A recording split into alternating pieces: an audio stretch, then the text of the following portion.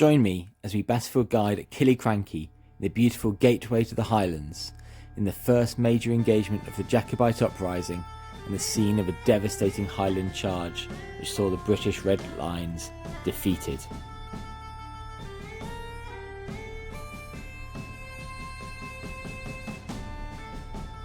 Battle of Killiecrankie, 27th of July 1689.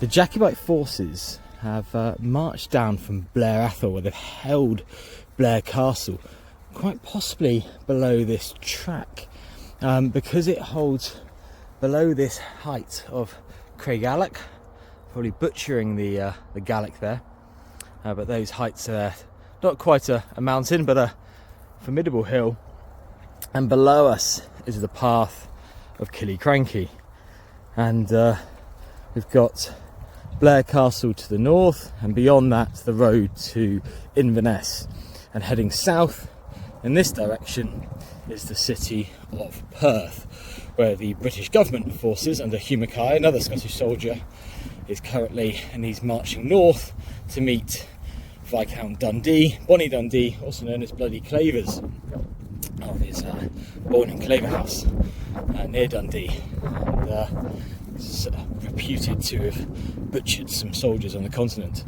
But as we head down, you can see why these areas are so prominent and why Killiecrankie Pass was so important. If we get out here, so I got Rusty on the lead because there's been lots of deer about and wild birds and being responsible. But down there's the modern A9 road, a bit controversial, having built itself through the battlefield, and you can see as I come around and point back up the pass how narrow this area is to march down. About 2,000, just plus 2,200 Jacobite soldiers and about 3,500 British Army regulars were marching up to meet down in that pass. And what came about was quite unexpected at the time, this is Highlanders versus regulars, not like some of the later battles which involve Scots on both sides and formed regiments and lots of Irish, well, not just mercenaries but formed troops as well.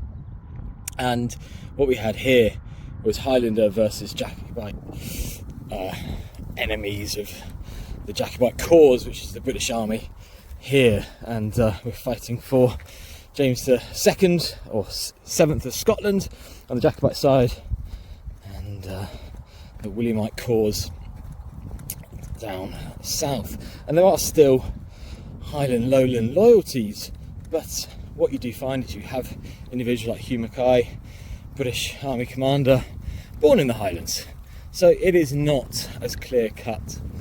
And Killiecrankie came about because the Jacobites are able to gain some support.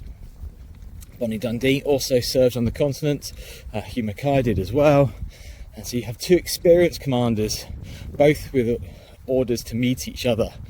And Dundee has come down from Blair Athol, which was Blair Castle, where the Marquis of Athol hasn't actually yet committed, and though they're using his castle, he hasn't committed his men yet. Spoiler alert, he does later, but at this point they don't, but they have occupied his castle. And as you kind of get past these modern houses down there and the old barn here, you get a better view of the top right hand side of Dundee's lines. We're towards these fields and these positions behind these modern beautiful houses, and so this open field starts to become the forward slopes of the battlefield, with the British government lines just beside the busy A9 road which links Perth to Inverness today. So that really marks out the battlefield, but it's lovely to see it, and you can see why with Dundee's men roughly along this line. They waited till 8 PM in the July heat to get the sun out of their eyes on the far side. So the other popular Rusty, that's why we're here at Killiecrankie, and we're going to go down and look at some of the battlefield. Most of it's on private land, so it's slightly less accessible, but get a good view from it here. Scottish Highlands, British Army positions and battlefield, Dusty. Actually now in pretty much the centre of the Jacobite lines at the Battle of Killiecrankie, July 1689, there was a large troop of cavalry here, of horse, gentlemen of horse, pretty much Jacobites' only cavalry, very few actually in number, and that made it all.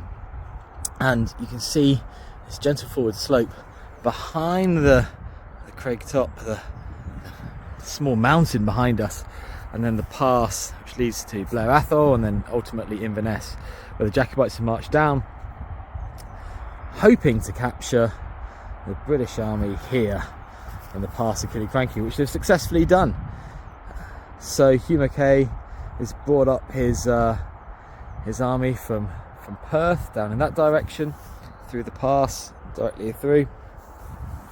And when he's got through, he has actually put troops inside Erard House, which is just down in there. You can just see the rooftop of it. And that becomes pretty much the centre of his line.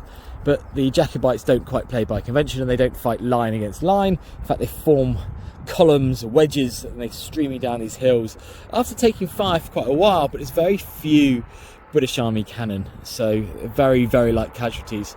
And they're in pretty good spirits by the time they check their swords and pile their plaid and many other things, and they're really like charging down here these forward slopes. There's nothing there today apart from deer.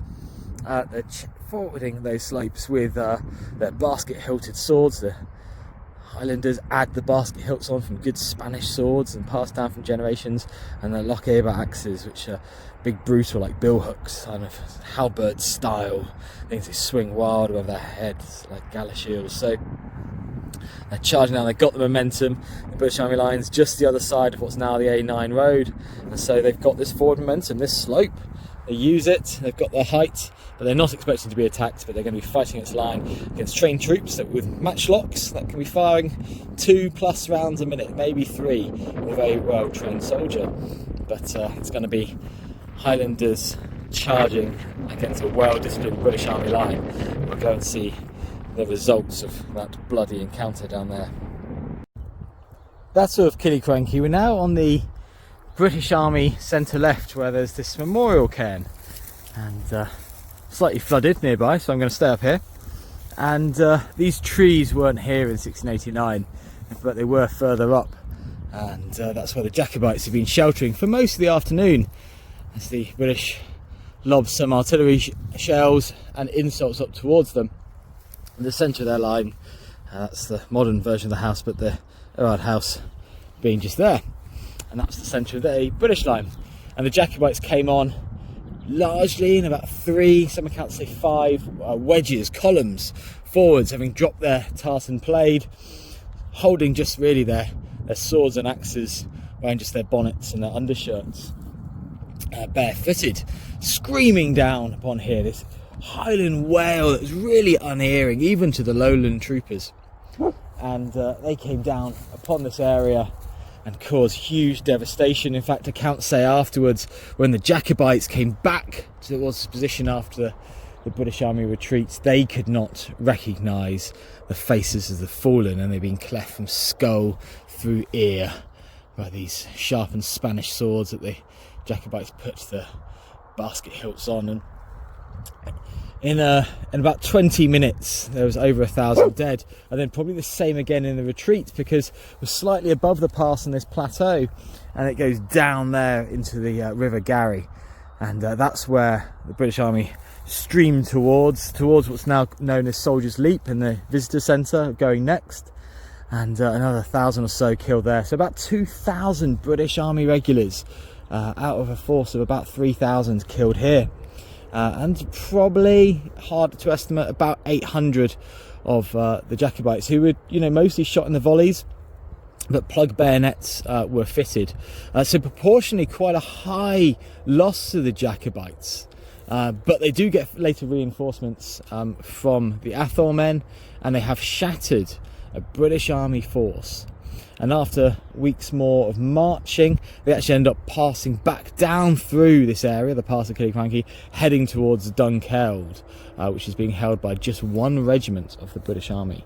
And that has a very different result. So we're going to go find Soldier's Leap and then hopefully a bit of Dunkeld this afternoon. And nice to see this memorial still known today, and here on the Battle of Killiecrankie. So the battlefield of Killiecrankie is roughly up there. You can imagine 1,000+ survivors of the British Army rapidly depleting all the time as they're being butchered, going streaming down there towards the River Garry, which is steep-sided on both sides and fast-flowing. Even when it would have been in July, and I'm filming this in March, a very dry March, you can see the river will swell all the way up. But one of the soldiers reached here. Rusty and I are Donald McBain, which I think tells something of the composition of the British Army being quite Scottish. And he apparently reached here, which is now known as Soldier's Leap, and he leapt from the flat stone there to the far side, surviving. It's about 5.5 meters. The world record long jump is 8.9 meters, so it is achievable if he dumped a lot of his kit. But he was not an athlete. I know a young Tony Pollard attempted it for TV and could not achieve it. However, the proper motivation of a hairy Highlander about to butcher you needs to be applied. Is it an urban legend? Quite likely. I think it's an unlikely jump being here. However, let's not always let the truth stand in the way of a good story. It's a Soldier's Leap in Killiecrankie Pass. Amazing spot.